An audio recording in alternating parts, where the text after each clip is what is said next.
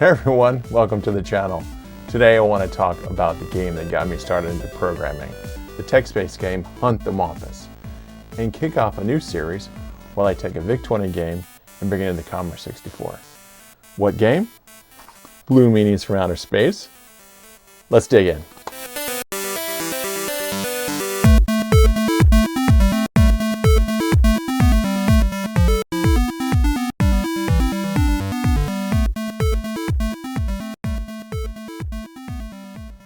I want to take a moment to talk a little bit about who I am.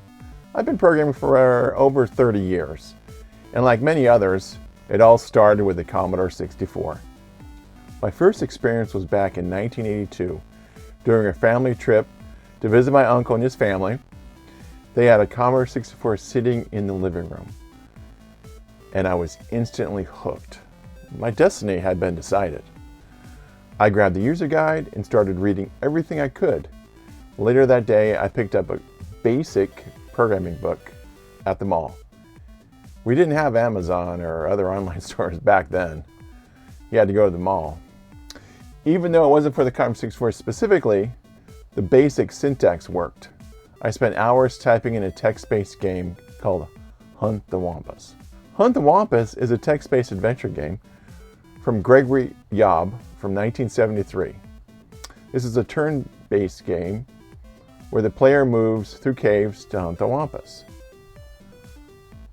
This is the game from the book that I entered to demonstrate.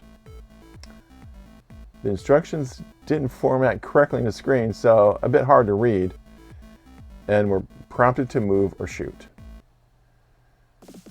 You have arrows that you need to shoot to either shoot the Wumpus or scare the bats. Of course, now this reminds me obviously of Zork, and here I found a pit and fell in.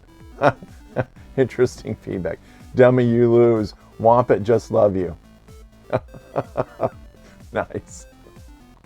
I played for hours on that game, but there was no tape or floppy drive. So as soon as I turned off the computer, all that I worked on was gone.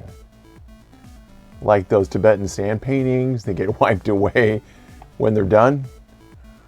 My first basic program and my first lesson to back up your work. Since then, I've developed many programs in BASIC, Assembly, C++, Python, etc. And I even found an unpublished game that I was still working on in my youth. Unfortunately, I only have the assembly printout, so... Oh, and I also found the Power Assembler, which was the program I actually used up. Maybe a future video I'll work on that, bringing that back alive. So what's next? I picked up this VIC-20 game called Blue Meanies from Outer Space. And I thought, oh, that's pretty cool. I'd like to see the Commodore 64 version. So I searched for that. There wasn't one. So I want to imagine in 1982, a publisher is looking for someone to port it. So that's my challenge and the perfect project. I'll be using CBM Project Studio. It's a modern IDE for Commodore 64 with a sprite editor, screen editor, and even it has a P basic mode, which is kind of nice because it removes the line numbers. And I'll also be sharing all the code on GitHub. I've even started the first screen. I'll also be using a Scrum Breaker approach, breaking the game down into smaller tasks and tracking them visually. Now let's review the game. Looking at the instructions, this and the gameplay are all that we have referenced to port this game. Okay. It looks like this is all keyboard only, so you got to use the Q, A, and Z for the left lasers and the E, D, C for the right. All right, so looks like this is the main title screen, and there's not really a menu. It's just more just pressing the key starts the game. It looks like you have the lasers on the left and the right. You're trying to shoot the little blue meanies. Yep, and as they land, they just start to eat away at everything. And I'm kind of jumping forward here. It's they're really just almost as the character just lands on each piece, it just takes a block out of the way. Okay. Sweet. You're gonna be meaner now.